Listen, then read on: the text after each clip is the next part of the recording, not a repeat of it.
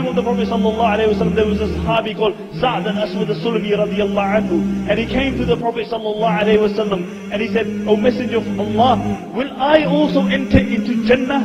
And the Prophet ﷺ said, of course you will enter into Jannah if you're a believer. He said, but me, I'm regarded as low amongst the believers.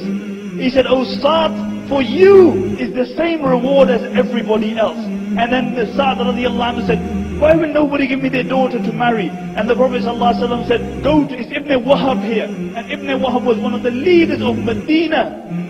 He was one of the leaders of Medina.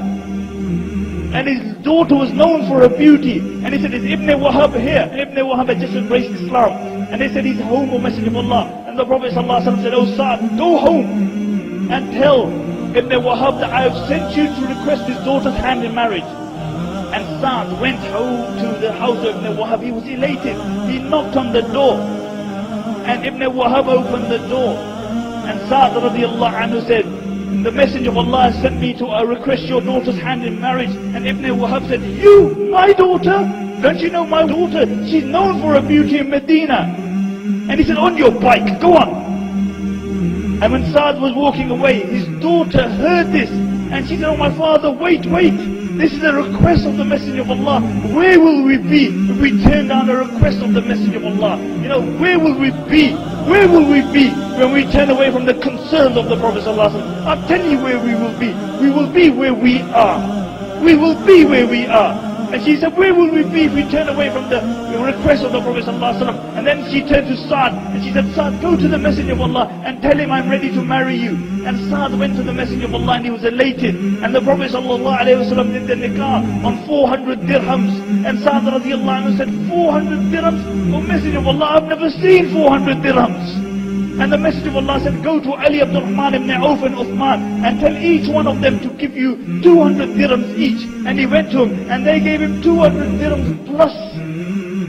And he's going to his wife and he thought, let me go to the marketplace and buy some presents for my wife, for my new beautiful wife. And he's in the marketplace and then all of a sudden he hears a call, Ya khaylallahi irkabi, Ya khaylallahi irkabi, bil jannati abshiri. The call of jihad came. And the narration mentioned that Sa'd stood wherever he was and he looked into the heavens and he said, Oh Allah, I will buy with this wealth something which is pleasing unto thee. And he bought a horse and he bought a sword.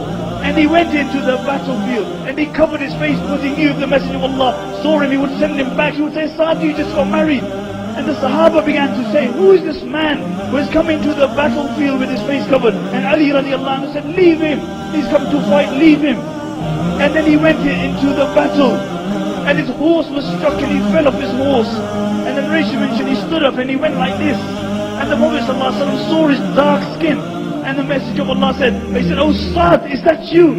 And he said, may my mother and my father be sacrificed for you, Messenger of Allah, it is Sa'd. And the Prophet ﷺ said, oh Sa'd, there is no other abode for you but Jannah. And Sa'd became elated and he jumped into the battlefield. And after a while there was a call, Musiba Sa'd, Musiba Sa'd. Sa'd has been martyred. And the narrations mentioned that the Prophet ﷺ ran into the battlefield. He ran into the battlefield and he took the head of Sa'd and he placed it on his blessed thigh. And the tears of the Prophet ﷺ were flowing and they were falling on the face of Sa'd. And the Prophet ﷺ was crying profusely. And after a while, the Prophet ﷺ began to smile. And then he turned away. And there was a Sahabi called Abu Lubab ibn Munzir. And he said, oh Messenger of Allah, I seen you do something today I've never seen you do before. And the Messenger of Allah said, what's that? He said, first you cried, then you smiled, then you turned away. And the Messenger of Allah said, I cried because my beloved companion passed away. And I saw his sacrifice and his love for me. But then when I saw his status by Allah, that he had reached the hole. And Abu Lubaba said, what is the hole?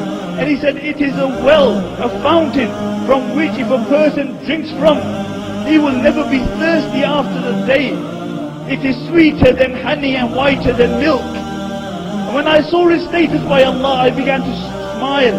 And then I saw his wives in Jannah. They were running towards him with so much eagerness that the shins were being exposed, and I looked the other way.